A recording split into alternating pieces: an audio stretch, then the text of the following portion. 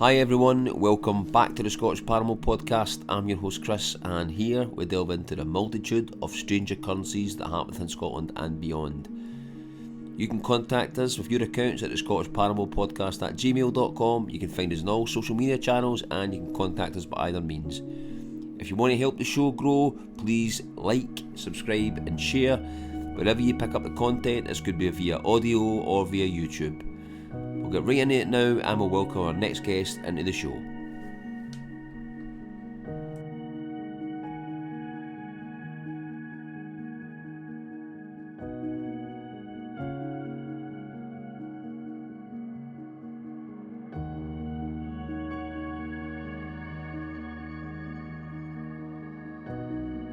These stories are still out there. Yeah, They're still there, and that was new to me. I'd never even heard that story before.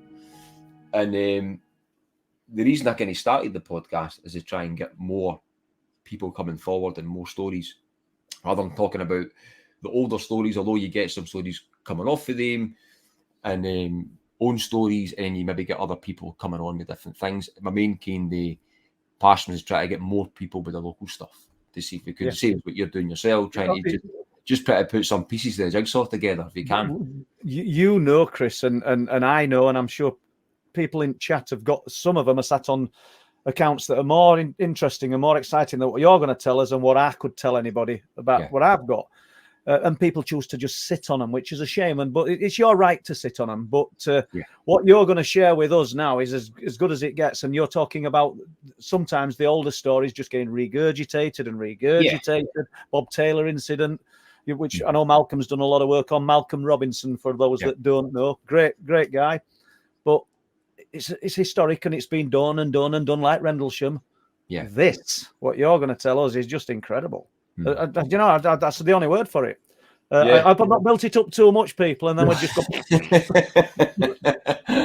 seen a light in the sky. That's it.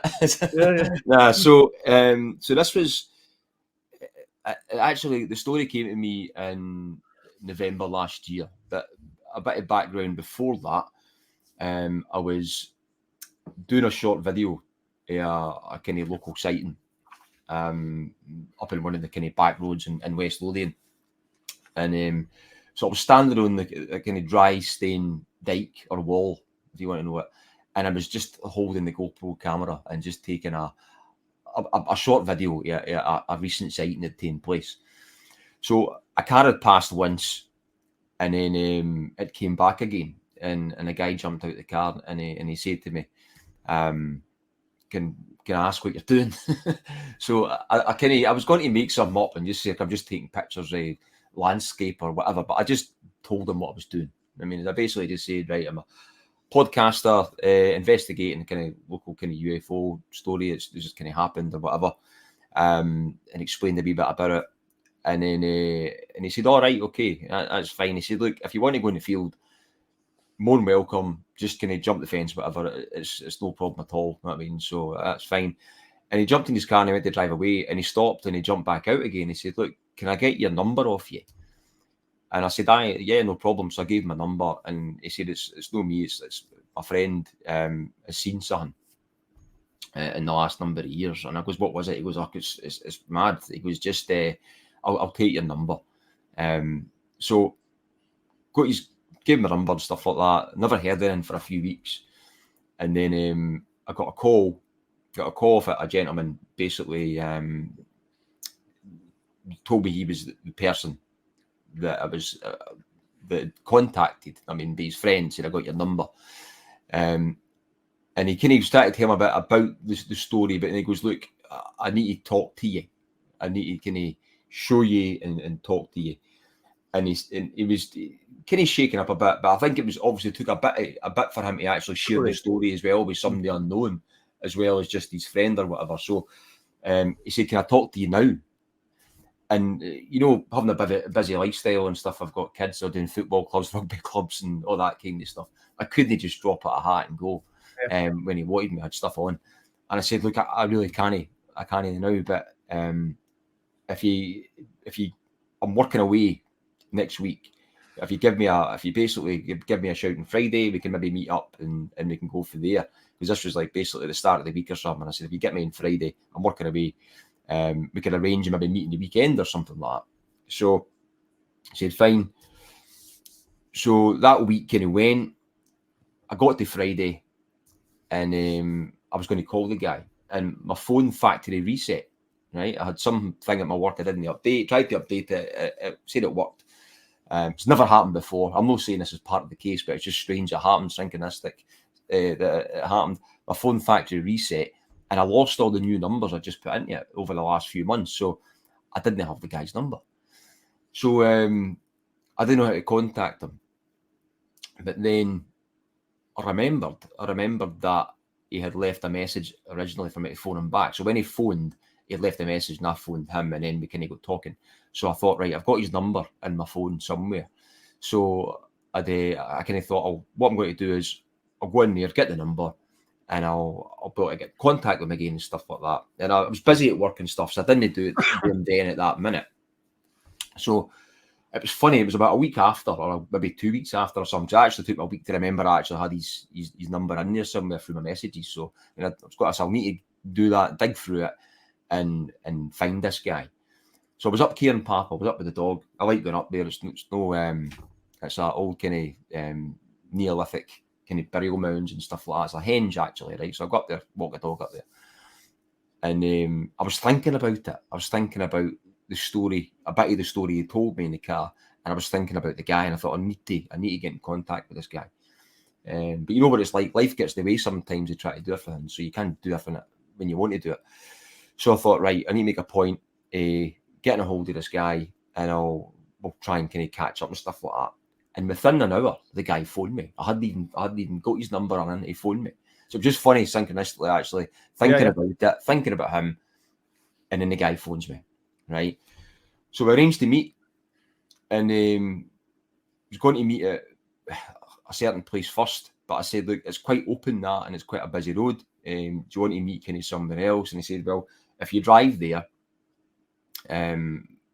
just I'm in this type of car, just follow me, and then I'll take you, and we can just park up somewhere. So this isn't far from where I stay. So it's in West Lothian. You know what I mean? It's not too far. For here as a crow flies. So I jumped in my car, seen the guy, took me to this spot. For some reason, I knew where he was going. I mean, it's not as if I'd been there before, but I just know it was like a local bit you could probably park up. I don't know. That's probably why I knew where he was going, because it was just there. I'm not saying I was psychic or anything like that. It just basically was like, this guy's going to go there. And he went there to this bit. So he parked up and proceeded to tell me the story. I mean, I knew a wee bit of the story because he told me a bit already, but I didn't know the whole detail and the workings yet. And I've shared that with you, Paul. That means I can trust you, obviously, to obviously go away or whatever else. But so when the story was that it was August 2019, he walks his dogs on this basically a farm road, right? Old farm road. And so one night it was dark when he was walking. Basically walked along this road, and he said where he was walking along the road to start off with, the sheep in the adjacent field were gone nuts, gone totally nuts.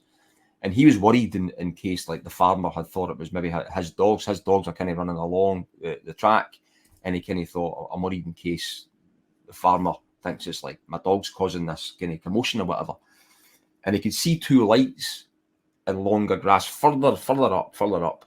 And he wondered what the lights were doing. He kind of thought there was two lights in the long grass to start off with. And he thought either somebody's shooting, hunting, or they're maybe up to looking for something or up to no good, basically. That's kind of his main kind of line, he thought. He just thought somebody's up to something or they're actually hunting or something like that. But this was, I'm sure, in the time, I'm sure it was, at this point, it was dark. It was probably somewhere like 10 or half 10, or maybe even 11 at night at this point. It was quite late. And so he knew that there's two lights, and he didn't have the description of lights at this point, but in an adjacent field, way further up. So walked along the path, and then he had a headlight on, a head torch, a couple of number of lights in it, prominent beam, and he said to me at the time, when I shine a torch at you, and he shined it at my face, and he said, sorry for shining at your face, he says, but you can't see who's behind it. And I said, aye. And he said, right. And he said, you know as well, when you beam a light, you can see it beaming, and it can shine something further away. He said, aye. He says, well, when I turned this corner on this track, and I could see further down the track, I could see the lights that were in the field originally had moved down there, and they were on just off the road. So the road, basically, to give you a bit of kind of bit of landscape, farmers' fields, a bit of forestry on the left-hand side, some other fields on the left-hand side, and then it goes down a kind of bend, and there's an embankment, a large kind of embankment, with there's a wee bit of kind of woodland and forestry there as well. So he was getting down to that embankment bit, but it's basically a lay-by type thing in the track. Before he got to that, he could see it for the bend in the road that he was. He was a good bit away from this point, and he said I could see two lights, which were the ones that had probably came across for the field.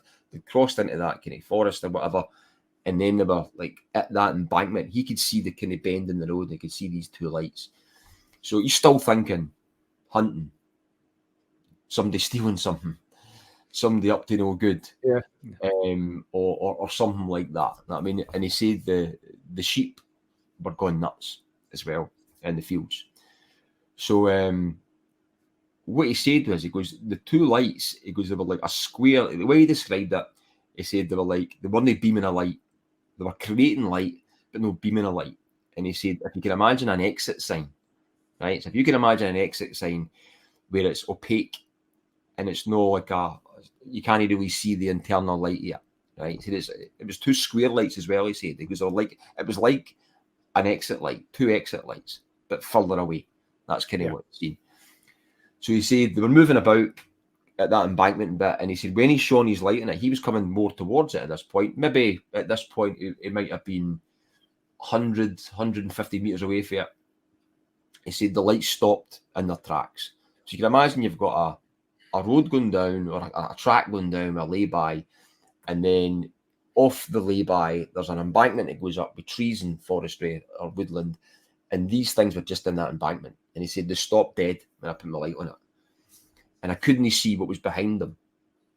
And he said, so I had to walk past them. And he said, I wondered what they could be in regards to if it's somebody local, I'll probably know them if they're up to no good or whatever. So that was his kind of mindset. And then so he got down so far.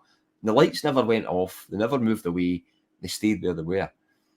So he made a point in when he was coming down closer to it, shouting on his dogs.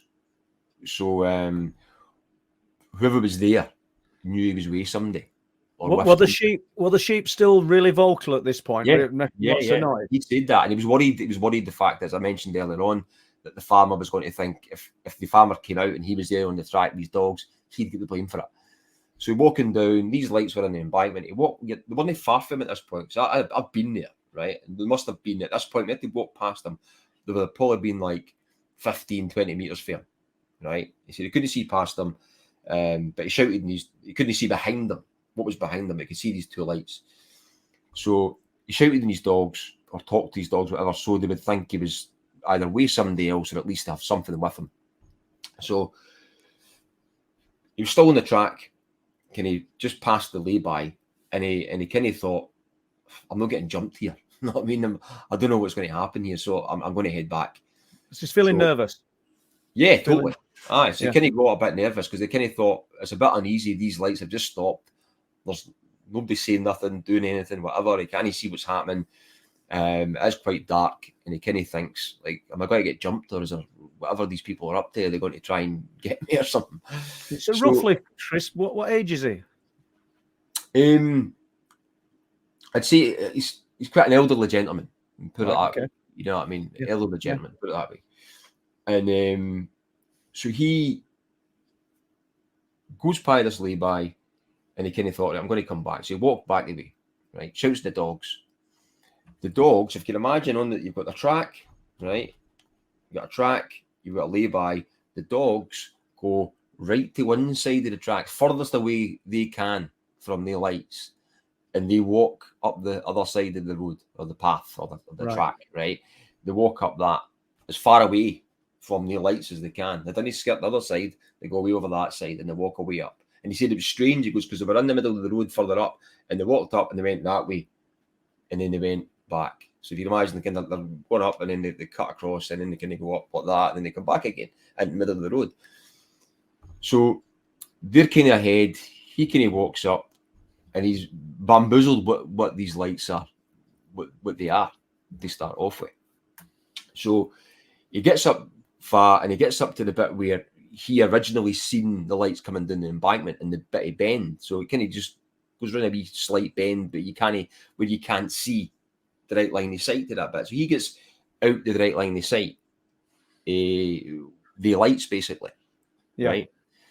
And he then tells his dogs to go back to the car, because the dogs are really obedient. They'll go back and they'll sit at the car, right? So just before you move on, and I don't want to break your train of thought here, but pack animal, 3 dogs. They didn't growl then as a perceived threat. Did he say that they growled or anything? No, not at all. He said they usually go by his side, one of them, but they'll at that point they wanted to get away from that area. Yeah, that's it. So the dogs went back.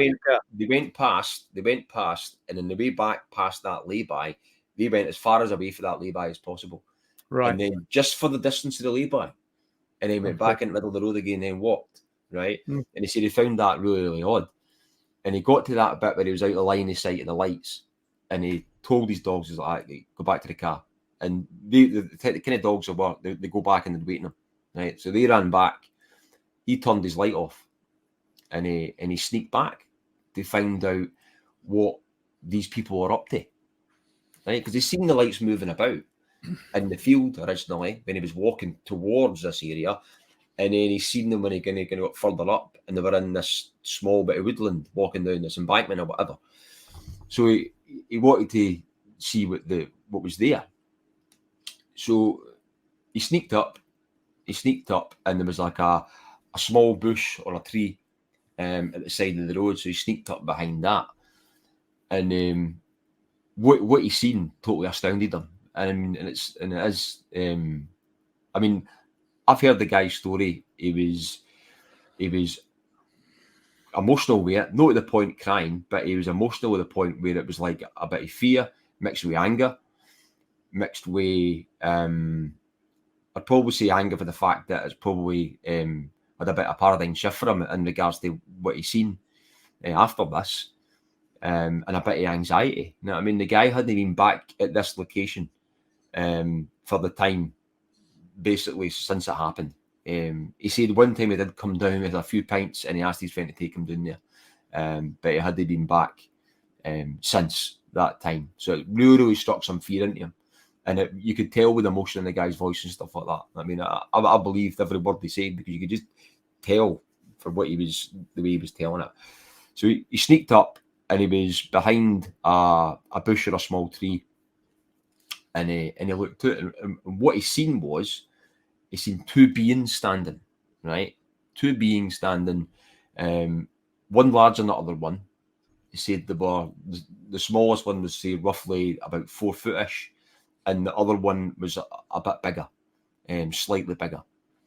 And he said initially and I'd asked him questions during it, because I was trying to get a description of this thing he seen. So he told me a bit about the story, and he was like, no, I never seen it then. So, and I'll get to a wee bit of that story, so it'll make sense. Yeah. So he seen these 2 beings standing, and the lay-bys there. And at this point, they were actually out the embankment, through the fence, because the fence was all kind of like down, and they were standing next to the lay-by, so just at the side of the lay-by, and he's hiding behind the bush. He's looking through back of the lay-by. Well, yeah. He's just at the side there. He's at a bush at the back of the lay-by, and these things are illuminated with these lights as well and stuff like that. Had these type of lights with them or whatever it was, and there was two beings. He said there were description of them were like skinny. You know what I mean? It was like he said they were were wearing like black, big head, thin neck, really thin neck. He said no massive big eyes. He said, but maybe about 2 or 3 times the size of ours, like that black eyes. But no, like what you would think. That I mean, what people portray, kind of like greys to have these big, massive eyes. He goes, they were big, but they weren't like massively big. A lot bigger than ours. And he said he was, I never seen the one at the back until the very end. He said, I seen the one at the front. And he said, so black with white, and the way he described, because I was asking him questions during when I was interviewing him, and he would just straight answers. You know what I mean? And I said to him, what colour was the skin? And he said, silver birch. That was his first answer, silver birch. The same as like the tree, silver birch, the colour. Back of the tree, yeah. Right, silver birch. And so he, obviously you're related to things that you know and things like that. So he said that they had, he was talking about their feet, and he was like feet and fingers. I remember you noting that. Feet and fingers. Yeah. So he said normal size feet in proportion to their body, right, and hands, but their fingers were and their toes were long, like really, really long. And he said they would constantly move when they weren't if they're going to do something, they stopped, the hands stopped. But when they weren't doing anything, they were moving about, their fingers were moving about. I don't know if that's just because of the length of them, but they were, he said, fingers and toes. Because that, when he was talking about the feet, and he kind of motioned the size, and I said, but it was like big, and he goes, no. The feet were normal size. He goes, it was the toes. You could see the toes were longer. And the reason, how he actually seen all this, so, because this was like, he didn't see all this at this moment. I mean, he's seen bits when they were doing certain things. And then he's pieced it together, because you're saying they've got black outfit on or black clothing, maybe, I don't know. But obviously there's the bare feet. There must be, are they?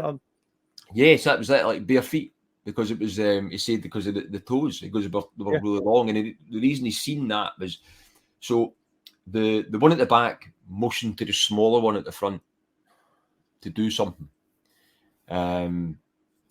And in his head, he basically said, like, the one motion, they probably basically say, we need to get out of here because somebody's just passed or whatever, right? So he's just obviously like thinking that. So the big one motions to the smaller one. The smaller one proceeds to pull something, and this pull it back, and this craft appears. He said, I don't know what to pull back, if it was like some type of sheet, some type of whatever it was. It was like then this craft appeared, because he told me a wee bit about it to start off with on the phone, and I said, when I was talking about it, I goes like, so what it looked like? He goes, no, I never seen it then. And I was asking him, and he goes, no, I've still never seen it. And he said, this is what happened. And he said, and they pulled this thing over, and this craft appeared. It was just sitting there. He goes, it could have touched it, because he was quite close to them. And he said, this thing was there. He said, it looked squarish from the back, but no square down the way. If you looked at it straight on, it was kind of square at the back. And it was, he said it was a cherry kind of orangey colour. The way he described it was like maybe a browny orangey colour, but then he said start off with browny orange, and he was kind of, when I was there, it was getting dark and stuff like that, and he was like, see that cloud there, and it was like really, really dark and orangey colour, kind of like that, but darker. He said like and he described that again as a cherry colour. And cherry's probably a good kind of colour, kind of like a browny, orangey colour. You know what I mean? That's kind of what he said. He said it was like that type of colour.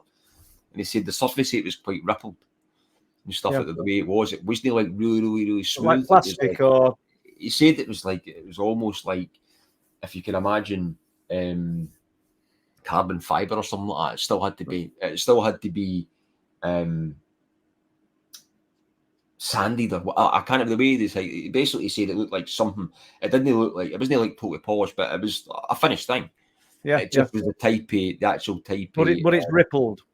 No rippled. I mean, the way it was mainly, if you can imagine the surface yet, no actually seeing ripples in it, but looking at it, it wasn't extremely smooth. It was like, if you look at maybe, let's say you get a bit of carbon fibre, you look at that, for example, it doesn't look, if you looked at a bit, it wasn't actually all kind of thing you doing, and then like had like a painting or something like that. It was, he said it was like some type of kind of ripple effect on it, right? It was like, I took it as it was matte, and it was like this on it, the way he was describing it, but it was that kind of colour.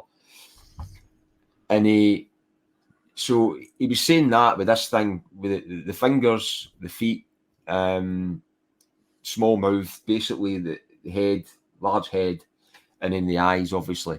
And this thing motioned, it pulled this thing, and this craft appeared. It was just there. It was almost like I said, this thing, whatever was over the top of it, it was like it made it invisible. You couldn't. But he didn't actually see what this being pulled. It just gestured to pull something, and this thing appeared. He pulled something. It was either like some type of sheet, or it was some type of device or something. He goes, but he moved something. He done something and moved this thing, and it appeared. And this thing appeared. He goes, I never seen it. When I walked past it to start off with, I never seen it was there. It was just the lay-by. And then when I walked back, it was just the lay-by. He goes, when I walked up, it was just the lay-by. And he said, but when this thing motioned and pulled this thing back, he goes, this thing was there, right? And he said the description of the thing, I can do it justice. He basically, he seen it for the back and a bit for the side, but it was like, he said it was like, if you can imagine, the first time he described it, he said it was like the cross between a very large jet ski and a skidoo, right? That's kind of like one of the, and then he changed it. He said more like, it goes, but the thing is that you sit on top of them, because it wasn't like that. He said it was more like, if you can imagine, like a dodgem, where it's like it's got an indent in it, right? He's not saying it looks like a dodgem, right? But he said to describe it with the indent in it. So if you can imagine, it was quite high up. So the way he described it was maybe about 1.5 meters off the ground, right? And 1.5 meters off the ground, it was roughly about maybe about 1.5 meters wide or 1 meter wide, right? 1.5 meters wide, I'd probably say, right? 1.5 meters wide.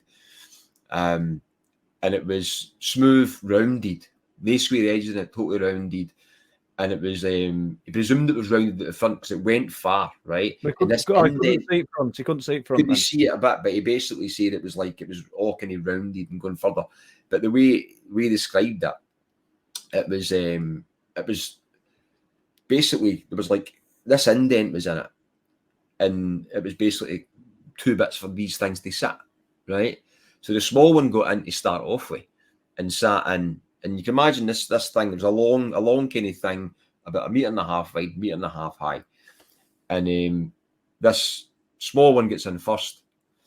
The larger one gets in, and he said he could see its foot. He goes, it stood on this side rail. And he could see, that's what he's seen, a good look at his foot. It stood on this side rail. And then it got in the thing. And he was still kind of hiding behind this bush. And he was thinking, he was there that long. He was there like, again, a good number of minutes. And he was thinking he'd try to take a picture, but he kind of thought, who's going to even believe me? And it was pitch black as well, you know what I mean? Yeah. And then when he said that, well, the thing was starting to move, right? And when he thought, what happened when he had when he had the thought of taking a picture, he said, oh, who's going to believe me anyway? The thing was starting to move, right? And as it was starting to move, the one in the back turned round and looked at him.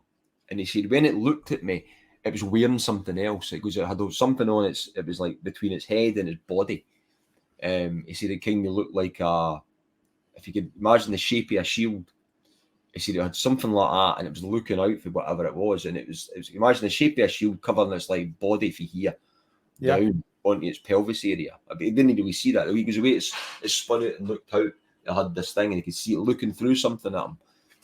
And he said when that was happening, the thing in the front must have been guiding the craft or whatever.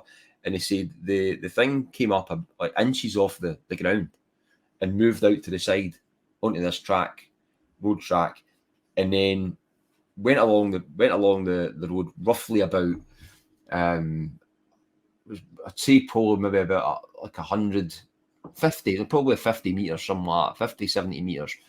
Went along and then it started to take off. And it said it got to a point at the height of the trees and it stopped and it started to come down.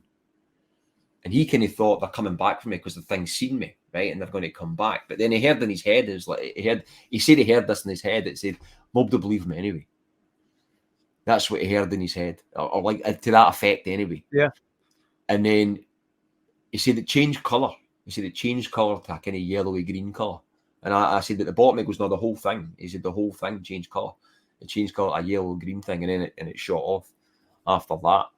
And then he basically ran back to the car and stuff like that. You know what I mean? It's like, I mean, if you heard the story for the guy, which I've relayed to yourself, you know what I mean? You have, can yeah. understand, and it's it's incredible. It really is, and I hope people in chat have found it as interesting as what you've how you've just relayed it, Chris, because it's incredible. It's kind of thing that everybody, I don't know, interested in the subject probably wishes they could see, because he's come back relatively unscathed, apart from turning his mind inside out, because it's a full flip of what he probably believed were possible or were impossible, really, Chris. totally. I don't know, you know, did he say how has it changed his perception of what reality is? Totally. I mean, from that, he started seeing some other things, and I mean, it's just changed his total. He's seen other things since that. Yeah, he's seen lights and stuff like that, and things. You know what I mean? And there was somebody with him who'd seen something as well. Mm. And there's definitely this into mind. Does he believe that something spoke into his mind when he stopped and started to come back? Yeah, totally. That's what he thought. He definitely said it was like he could hear it. Yeah, in his head. You could definitely hear it. That's so, you know, and there we go again. All similarities. The old lady at Wilsthorpe walked into her porch, stepped out back into a living room, and midpoint something said in her head, "Go back and have another look." Do you know? And it's just across the board, isn't it? I wonder if, obviously we'll never know, but I wonder if they were aware that he were watching, because I know that what you've not alluded to here is that, you know, you said the dogs, they veered off the road, kept away from it as tight as they could, then went back into the middle of the road. What we need to explain here, Chris, and I think I'm right, is that these are very remote areas, aren't they? Yeah. You know, you're not going to have a lot of traffic, are you? I wouldn't have thought, are you? The thing is, what I relayed to you as well is, I'd never came across a story where there was two beings sitting in a craft which was kind of open top, right? And it was days later where I'd seen the Turkish UFO photos again, and I'd seen them in the past, right? I'd seen them in the past, and when I seen them, when I seen the Turkish, if you've ever seen anybody in chat, if you've seen the Turkish UFO picture, you sent Les a picture. Yeah, he's just going to put that on. Right, when you see these are really prominent pictures, loads of them, right? That somebody, like, when you actually see the original picture for what the guy's seen, it's a dot in the sky, and they zoomed right in, and there's numerous ones of these. There's ones on its side, and when there's a really good picture here where you can actually see two beings in the craft, really prominently, right, sitting in that indent in the middle, right, and it was actually, it must have been 2 days after or something like that. I've seen these pictures in the past years ago, and I've no dug into them, look into them or anything like that. And then it wasn't until, I'm not saying that is this, no, it was like, when I seen these pictures before, I used to actually think that's like some kind of disc in these things. You're looking at, you think you're looking at the front of a side profile. Yeah, there's actually pictures of that, and you see it on its end, and it's an elongated long structure. And it's like we're indent in it, like the guy described, with these two things in it. That's it just, I kind of thought, when I seen that, I kind of thought, that's the only time I've seen something like that, a story like that, where there's like beings sitting in a craft which is open, or they're in some type of indent, and they're not actually enclosed in this. And I mean, it's not as if they're looking at a window or anything. That was actually some type of thing they were sitting in. Yeah, well, you've just put a different perspective on that picture, really, you know. I mean, because I'd never thought of it like that, and I'm sure plenty of people in chat have seen these images, you know, because I think it kind of went viral years ago, didn't it? There's loads of them. I mean, there's loads out there. And I'm not saying that I don't even know the whole validity of these. I've not looked into these too much, but no, I'm just using it as an example. If these are real or whatever, it's the guy describes something like that. When you see these things, it's flat in the bottom, it's rounded with an indent in it, where these two things are sitting, and then it's got and it's actually a long kind of craft. I mean, when you actually see all the other pictures, I'm sure there's one that sits on its end, and you see it, and it's just like a kind of an end to it. which it was. I'd seen these years ago, and that never even came to my mind when I heard the story. It wasn't until I was going through something on Twitter, and they came up again. Has he done you any? Probably a big ask, but has he done any drawings of his perception of what we're seeing or anything? He did. Well, he described the craft for what he's seen, for what I described, and he did say it was like rounded and curved, and it came out longer. It was like longer to sit in that lay-by. Yeah. Where index. I was asked about the size, was it longer than a car? And he said, well, kind of slightly, but it was tin arm that had this indent in it. And he said, but I didn't really get a good look how to the side profile, but I could see it was curved. See, it was curved, but it was more. His kind of was drawn more to the indent, because they said if you can imagine where you get this thing high up and it's got an indent with these things were sitting. It was like, almost like a dodgem seat. When you look at a dodgem bit, they were sitting. I'm sure he said they were sitting like one behind the other, rather than side by side like a dodgem. But he was using the dodgem analogy just because, like, when you look at a dodgem for the side, it's kind of high at the back and it's got that indent that people sit and stuff like that. But this thing, it just used that as a slight analogy. But this thing was a lot higher up, a lot longer, and it had this indent with these things kind of went into it.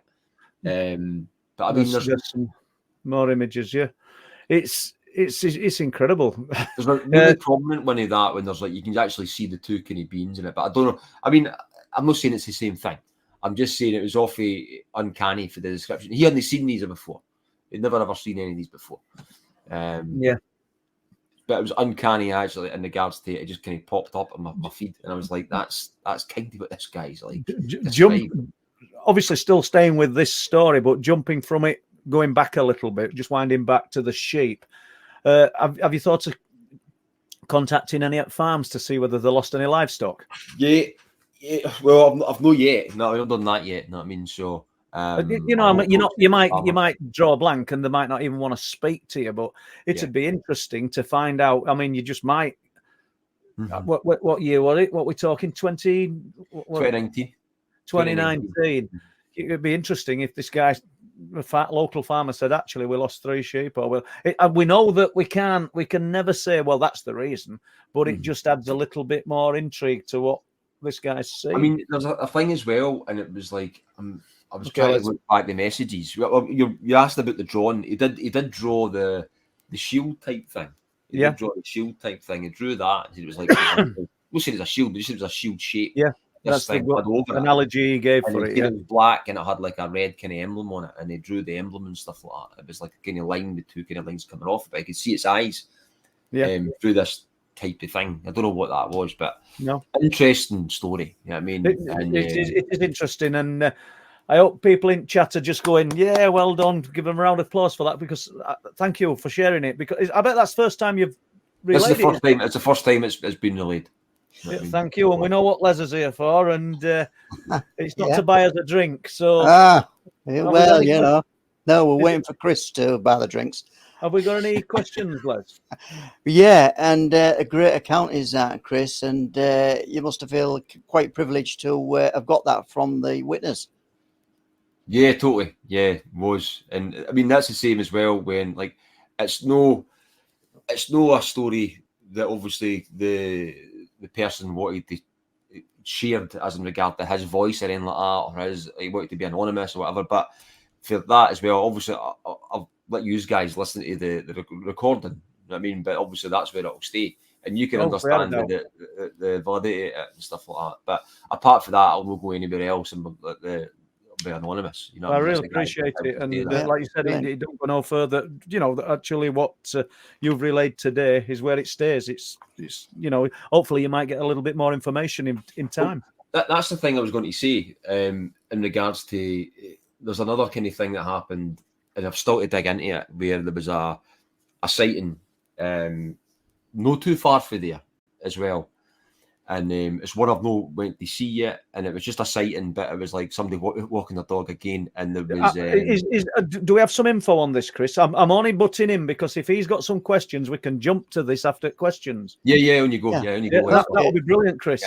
Yeah, and I just see if he's got some. If Les has got some questions, we've got some great questions in from people in the chat tonight, and thanks for those, and thanks Jessica for sending those through. Jess. And not a question, but I'll put. You might have seen this earlier, Chris. I'll put that on the screen. You probably saw that earlier, but we'll flash that up again. Cheers, Rob. There you go. So compliment all around from Rob there. And what I want to get to, let's have a look. A bit of self-promotion for Paul on this one. Silverware has just watched Wolflands. It was excellent, Paul. Thank you. We try in. You know, I said to Les, and this is Chris's podcast, so I don't want to dwell on this, but I did say to Les other week, I said, you know, I can see where we could have improved that. I can see where, but no reflection on Les, by the way, myself included. But I think for most part, we managed to pull it off. It took us long enough, though, people, didn't it? I thought it were going to be done in 12 months. It took us 3 years. So onwards and upwards. Thanks, Silver. Thank you. And what I'm going to do on this occasion is just to try and keep the flow of the account going. I'm just going to start from the bottom of the questions and work back up if I can. It's going to work this way, because everything now later on in the questions relates to the account that you just retold us, Chris. So, well, I hadn't pre-read this one, but I'll put it on the screen. Martin Abbas, did Chris ask him if it looked like the pictures that I think the pictures that we've just put up there, identify the beings that he saw and see if they are the same? I did send him them. He's not reported back on that. Yeah. I did say have a look at them. In fact, I didn't send him a picture, but I sent him the link to basically go in and have a look at the Turkish kind of UFO. Yeah. Remember, I mean, it's the pictures of the Turkish UFO. They're hard to actually see the beings in it. There is a good picture where you see the two beings, where it's like you see the two beings in it. You can see eyes and things like that. But I mean, it's not a close-up picture, so trying to get the comparison between it. But I was more interested in it. It did seem more like the craft type thing that he described. It might have not been exact, but it did seem that way. You know what I mean? But I did send them and was wanting a bit of feedback on that. But I mean, in regards to it, it's, as I said, the ones where, I mean, the ones in the Turkish one are like, they're actually a good bit away. I mean, it's like a right zoom lens in when the zoom's right in. But this guy was literally like meters from them. Yeah, that's something we didn't ask. How many meters do you think you were from this thing? He basically said he was like touching distance for this craft. It was God! It was like literally, the way he said it was like literally 2 meters for a being, 3 meters, something like that. Yeah. Okay, I'll put this one up. 1423. Any theories on why these experiences occur in very remote areas rather than a city centre? I don't know. I mean, they probably do happen in city centres as well. But I mean, there's one thing I don't know what the reason is, but I mean, we've had numerous sightings over the years. And as I said earlier on, if you take it out the sightings within a year in one area, there's probably not a lot. But if you look at one area over like 10, 15 years, you could probably see sightings. You look at 30 years, there's loads of sightings. And within, for example, like West Lothian and surrounding areas, there's loads of sightings here.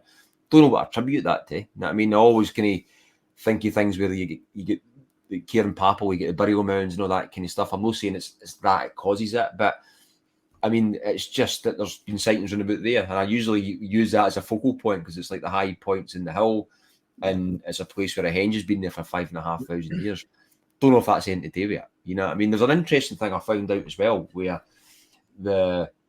not too far as well from the Andy Swan encounter, and it probably has nothing to do with anything, right? But there's a kind of prehistoric, was that Neolithic large stone in the middle of one of the fields, not too far for that as well. And I didn't even know it was there. It only actually somebody told me about it. It was only about 3 weeks ago. It's called the Boar Stone. It's a big, massive stone in a farmer's field, and they reckon that was like it's basically some kind of Neolithic thing as well. Whatever. They don't know how deep it goes, but it's a long kind of big, massive boulder, and they reckon it's something anyway. You know what I mean? It's on one of the sites. I'm not sure. I'm not saying that's anything to do with it. I don't know. It's interesting though. Just before you go to the next question, Les, and a great question for Tim, but why do they happen in remote areas? Perhaps just for that very reason. If these things don't want to be seen, you're not likely to pick. Like Chris says, probably these things do happen in suburbia, because I know me and Les have touched on some accounts that we've been filming people.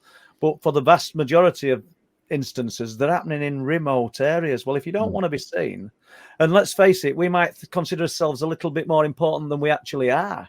So why would they have to be seen in a built-up area? You know, if you don't want to be seen, let's go somewhere remote and do what we've got to do. Unfortunately, this guy, he were there, or fortunately or unfortunately, you know, but he were there. But yeah, great question. Nickname sounds almost retro. What year was this? 2019, you did say? 2019, not too long ago. It was August 2019. And the man made a point of saying, walking towards where it happened, and he was kicking the leaves, because like this was November when we were doing a lot of dry kind of leaves off the trees lying, and he kicked them and he said, these weren't here. And the reason they brought that to my attention was the fact that when he was creeping back, there was not any leaves there or foliage to actually hear him. You know what I mean, as well. And that's kind of one of the points he said. He goes, these weren't here. He goes, so you can, and then later alluded to the fact that they wouldn't be heard because there was no leaves there and stuff. Yeah. And just one more thing, Les, before you get to the question. Don't go back to Fortean, but it just brought into my mind Fortean Times. Somebody who writes for Fortean Times did contact me probably 2 weeks ago. I've lost your contact information, so if you are listening to this, get back in touch with me, please, because it's literally just come back into Paul's tiny brain. So off we go, Les. Okay, so a good question here from Terry Donnelly. Has there been any further communication? And B, was there any missing time? Great question. I'd say yes, for the fact that from that incident, he had seen some other stuff in the sky and things like that. And I'd seen a number of different pictures and videos that he took. He said some of them do it justice for because it was on a phone. One interesting one I seen, there was like an interesting video he showed me, and it was quite interesting. You know what I mean? So, but I mean, you can understand the guy's he's no want publicity. He doesn't want to come forward with it as well. But he did one thing. He said when he hadn't been back to the place, right? But he'd seen things since, and he actually said 2 nights before, or the night before, he was going to meet me. Him and his friend, they're older gentlemen, remember, right? They're not just like teenagers. I'm not saying they're not wrong with being a teenager, but they're older gentlemen. I mean, and they said they'd seen some type of blue flash in an orb, and he said that's something to do with why I'm going to, because I'm telling this story. And when I went back when I was back in the car recording some of the info and getting the drawing and stuff like that, he said they know I'm telling you this.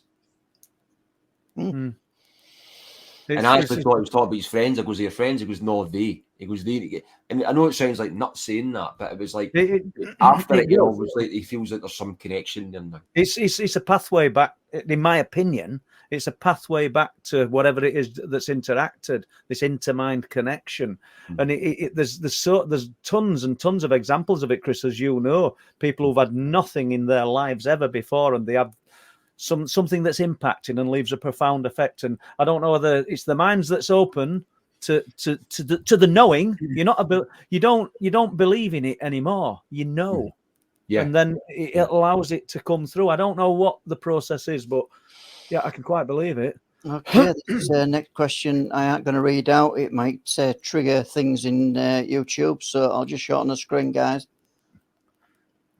Yeah. Oh, yeah. So we're not. Yeah. Fair enough. So I don't think they were, because we've asked that one, Joan. I don't know. I've not looked or asked the question. So I'm not sure. It's maybe it's quite recent, to be honest. I said like November time we kind of got it recorded and stuff like that. I mean, that's it, and I've sat in it. Well, I think you touched on it before, Chris. I mean, you've got an extremely busy job. You've got a family and life, and you're trying to fit this in as well. And it's not always easy, is it? So, but I'm sure these are avenues that you're going to pursue. You know. Well, you know that the last time we spoke, I gave you a kind of brief kind of rundown. I mean, at the time when it happened, I gave you a brief rundown here. But I remember back in the day when it happened. I've just sat in it and no spoke about it, but we had a conversation about it, and but it was I kind of sat in it for up until now, basically. Yeah. So okay. As you can see, Nickname is asking a question. I was wondering, did the atmosphere change? How long did the encounter last? Thanks, Chris. I mean, when he went, I mean, the walk, I've walked the walk. I mean, that sounds funny, I walked the walk.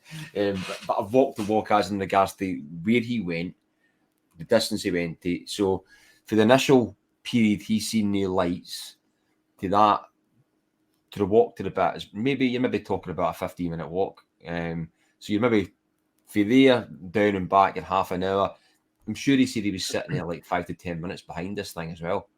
So, I mean, if you add all that together, you're maybe looking about 30, 40 minutes or something like that to start to finish. And it makes you wonder, Chris, doesn't it? If he perceives that they'd spoken to him in his mind, if they actually knew he were there all the time watching this, what does he think they were doing? No, it didn't allude on that. No got a clue. Right, okay. Interesting though. I mean, I've not been in. See, the thing is, I've been to the place and I was taking a Geiger counter. I mean, to check like the readings where it was sitting. Just reading my mind. I was just going to ask you that. Have you? Yeah. And a slightly higher elevation, but nothing like worse than background or anything. But I've no went right into the bit where they were, and I was trying to have because I had the dog with me at the time, so I wasn't going to start jumping the fence with the dog. No. So I basically went and recorded like the readings and the Geiger counter and stuff, and then I kind of went up further to see what was up further on the track. I came back again, did readings again, and then but I didn't go in where they were. And the funny thing he said, he goes, when he was there, he goes, that fence wasn't there before. He goes, right. the fence was like, it was like all kind of broken and down, because when it was a brand new, just for that one section, of the lay-by, it's all brand new fence. I was just about to jump on that then. I say, we've got an older guy and he's within meters of this thing, or very close. How did he get over the fence? But you've just answered it. Thank you. Well, you mean he wasn't over the fence. He was he was just off the track behind the lay-by. But these things were over the fence, right? But the object extended, did it? No, the object just sat there. So the object was like, imagine that thing just sitting there in the lay-by, but it was obviously hidden with where it was hidden. I mean, this thing, he said it was almost like something was covering it and they pulled it off and then you could see it. Right. Okay. Like a sheet or something like that. But the fence, if you can imagine the lay-bys, the track's there, the lay-by is there, and then maybe you've got like 3 meters and then there's a fence, or 4 meters and there's a fence, right? So that whole end to the lay-by, the fence at that point was all kind of broken. Right, got you. The wires are right at the deck, but you could actually see it for just the bit of the lay-by, it's all brand new fence. Yeah. I mean, but I've not been into that bit, so I want to go in there and find it was in just that wee forestry bit and do some reading stuff in there. Have we got a question here then? Let's go on. Yeah, 1423. Were there any sounds, unusual smells, or feeling of any change in air pressure at the time? Well, he didn't allude to anything that there was. Didn't say nothing about smells or anything like that. He didn't say anything like that. But I think initially when he went down there, he had an uneasy feeling. Because he could see these things, the lights there, and he had an uneasy feeling. Well, saying that, he had an uneasy feeling actually that he thought it was like somebody up to no good. But he did say that. He goes, for some reason, I was looking over in the field and I was looking up at the pylon and stuff like that. And the interesting thing he said as well is that I usually go a set time to go there. I never done it. And then a partner said, gone, and he didn't do it. And then he said him again, and eventually went. And he said it was out of the normal time he would have went because it was darker. And it was probably been, he normally went like about an hour and a half or 2 hours before, when it was a bit lighter or whatever else. But because he'd put it off, which isn't like him, he kind of ended up done it late and then came across this. So, don't know if that means anything, you know what I mean? Either that, he would just maybe couldn't be arsed that night. So, to go. Okay, Rivington Bike Beast. Thanks again for listening, everyone. That's a wrap tonight, and don't forget to subscribe, share and like the content if you like it, that is, and also even leave a review. It helps with algorithms, helps us grow and brings more content to the show. Thanks again and catch you all soon.